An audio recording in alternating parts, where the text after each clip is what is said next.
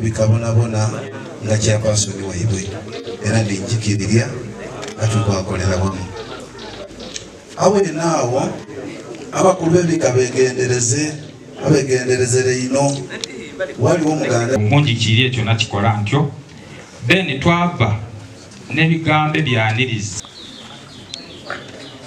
kale akyano nze nga MC oseremu kale kubanga kairi mwangi yamukalamo kwamene ntaka tuli okusajja obwire eyo tukitoolewo mirundi mibiri awo ku geeti n'awano we tuli tukali twemereire ekiseera ekyo twafuna okusaba okwakulemberwa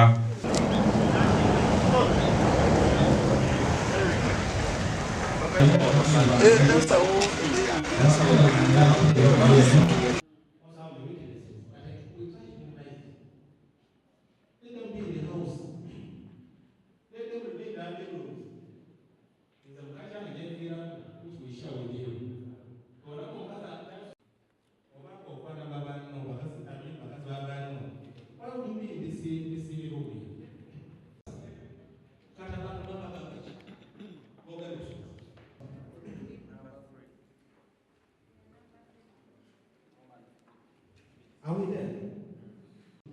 That government is not already collaborating with you. How can you claim that you're not part of government? This document here, in this presentation, and you already catered for. As part of the that's what I found on this document. Not qualified to be a leader of the country. Not qualified to be gazetted to talk about what I'm talking about in this country. Are you there? About integrity under the presidency. That's what I'm here.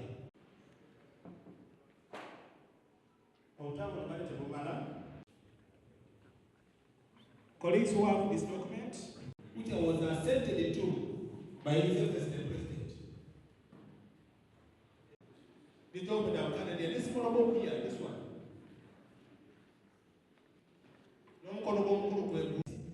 The presidency where I'm coming from. And when you see the presidency, now you come to our directorate. Pastors during the day and at night they are different. If a pastor here does there for water, you have to be full package. Come on, day and the night. I'm emphasizing that. Day and the night. So you normally use one word. Are you a person of integrity? That I will faithfully serve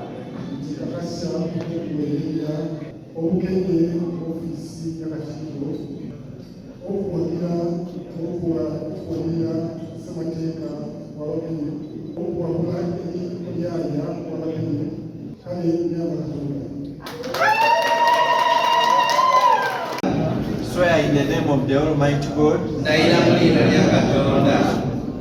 Education systems cover every village, making monitoring also delivery efficient.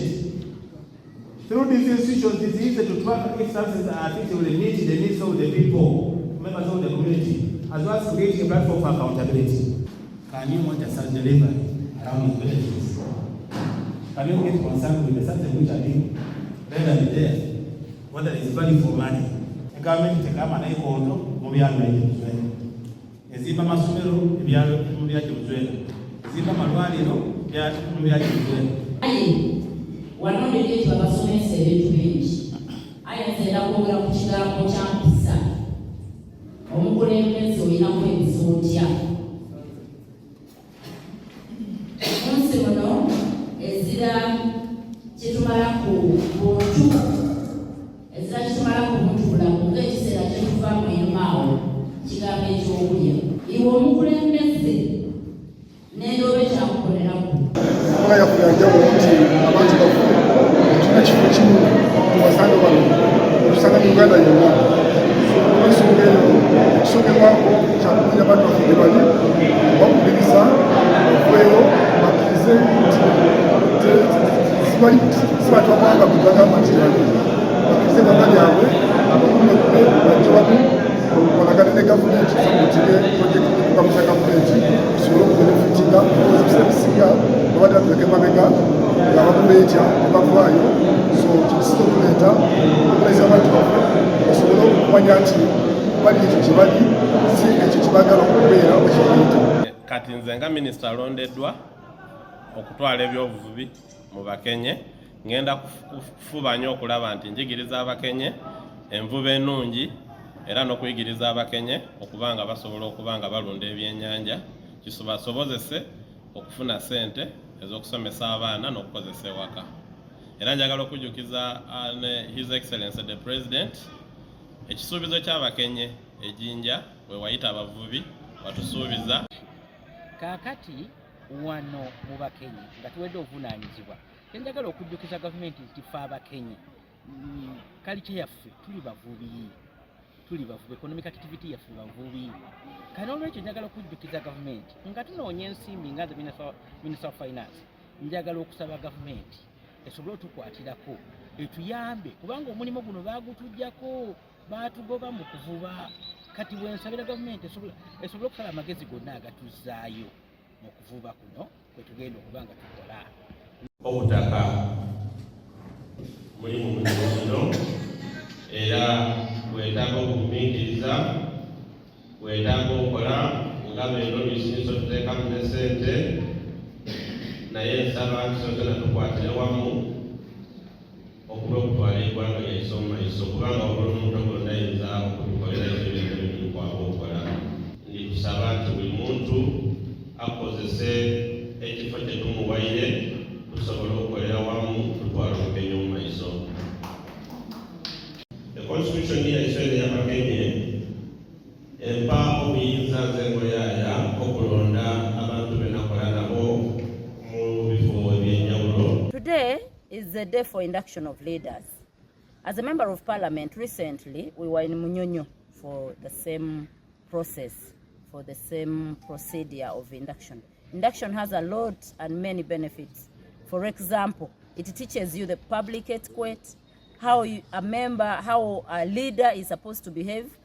For me, I just tell these people, my fellow leaders, because I'm a leader, you are also, just be united, take your children to school, support government programs. Parish model is on. Please endeavor to ask, to join, to follow, to monitor what is happening. As the Minister of Finance today in the Bakenye Cultural Leadership, my name is Mzee Jackson Bagalana. So today, as I've been appointed, it is not just a privilege, but this is a responsibility.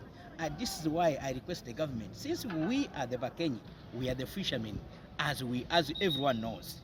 So I request the government to come into us and look at us and see how they can help us to go back to our natural economic activity, that is fishing. And that's a way how I will look for the money to support our cultural institution. Thank you very much. My name is Ravi Babu. I'm the Prime Minister of Bakenye Cultural Law. We are one of the university cultural foundations in this country. We are unique in the way that we don't have any geographical location where we are found. We are spread all over the country. So our first objective after formally getting into leadership and finishing this production, we want to move all over this country to identify the people plan. We inform them that they are Kenya, not those culture associations where they believe they belong. And the intention is that